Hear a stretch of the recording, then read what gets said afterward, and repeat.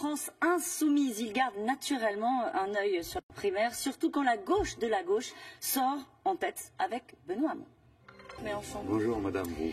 Vos proches ont dénoncé des votes gonflés à l'hélium solférinien. Est-ce que vous accusez le PS d'avoir truqué cette élection, ce premier tour de la primaire? Moi, je n'accuse de rien, je ne me mêle pas de cette affaire. Je l'ai dit depuis le début, je n'ai jamais cru à leur organisation, je ne crois pas à leur sincérité. Vous avez tous été témoins, donc personne ne peut dire que c'est moi qui l'ai inventé. C'est vous qui l'avez mis sur la table, les médias, et vous avez fait... apparemment, vous avez mal pris de vous faire manipuler comme ça. C'est absolument inouï. Rien là-dedans ne peut plus être cru dans cette élection. Imaginez-vous que pour Paris, les chiffres montrent que le PS prétend avoir eu dans cette primaire 60% des électeurs de la vraie élection régionale, n'est-ce pas?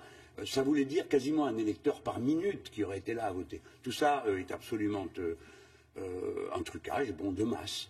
Donc par conséquent... Ça jette le discrédit sur ce scrutin, sur ce premier tour?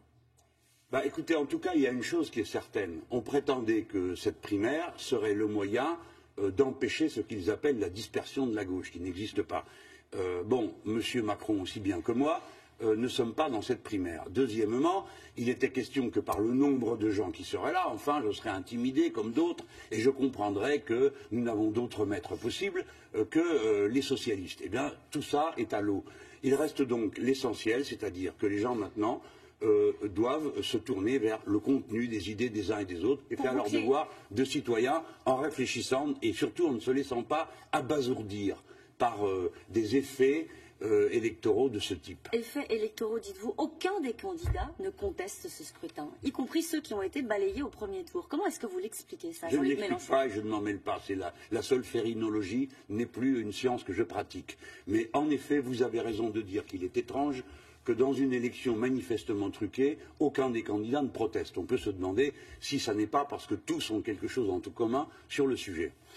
Benoît Hamon arrive en tête, ça ne vous a pas échappé au premier tour, il est archi-favori au second. Vous voilà. C'est ce qui est annoncé. Oui, sans doute, vous avez raison. Ça pourrait changer ces manipulations, pourrait changer l'ordre d'arrivée? Je ne sais pas, mais vous ne pouvez pas. Comment pouvez-vous faire, Madame Roux, pour ne croire qu'à une partie d'une fraude? Qu'est-ce que vous en savez? Donc vous décidez que ça c'est vrai et ça c'est pas vrai.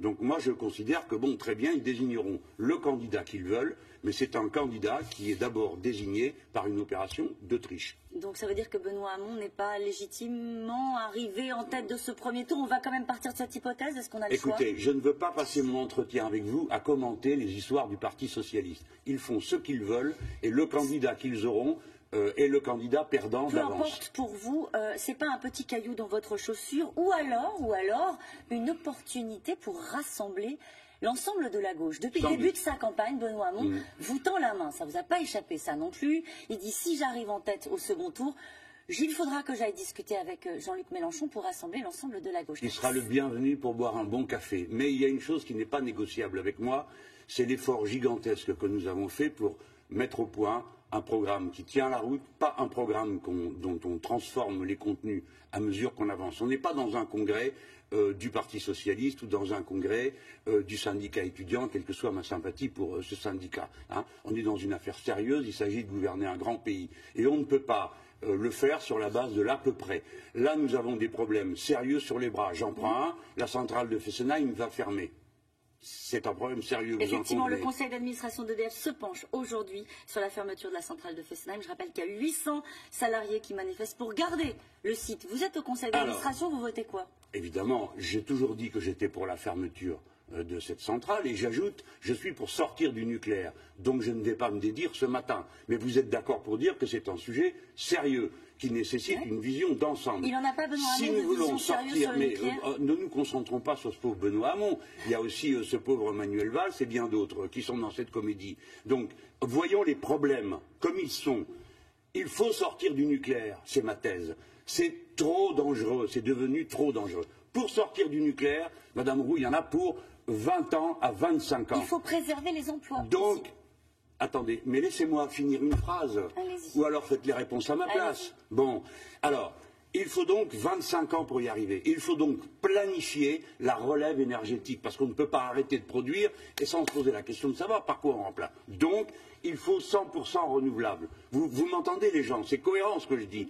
Par conséquent, on ne fait pas du picorage comme on est en train de le faire. Donc on va fermer la centrale de Fessenheim, tant mieux. On n'a rien annoncé au personnel. Ces milliers de gens ont des raisons intimes de penser que c'est un scandale qu'on les traite de cette façon comme des pions. Donc il faut garantir la transition pour tous les emplois du nucléaire vers le non nucléaire. Donc c'est un plan global qu'il faut avoir. Et là, nous avons une mesure de fin de règne qui peut-être sera annulée dans quelques mois si par hasard c'est un de droite qui gagne, puisque eux sont pour le nucléaire. Eh bien, sur ce thème, quelles sont les positions du Parti socialiste, de Benoît Hamon ou de Manuel Valls, puisqu'ils ont tous la même sur le sujet? Ils sont pour un mix, comme ils disent. Alors, où commence le mix? Où il s'arrête?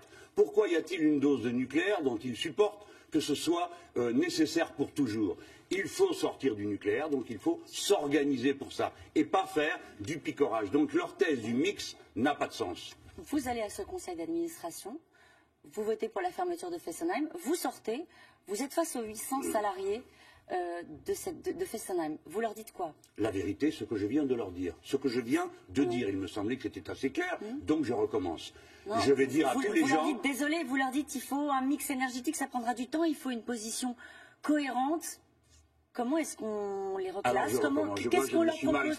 Mais souvent, ça m'arrive, je ne me suis pas compris du premier coup. Qu'est-ce qu'on leur propose à eux? Je viens de dire, regardez mes lèvres, je viens de dire et je répète, il faut que tous les employés du nucléaire, et pas seulement ceux qui sont les employés directs, mais les employés indirects. J'ajoute, les sous-traitants, les pauvres diables qu'on envoie dans la centrale pour faire les mises à niveau, etc., tout le monde doit avoir sa garantie d'emploi.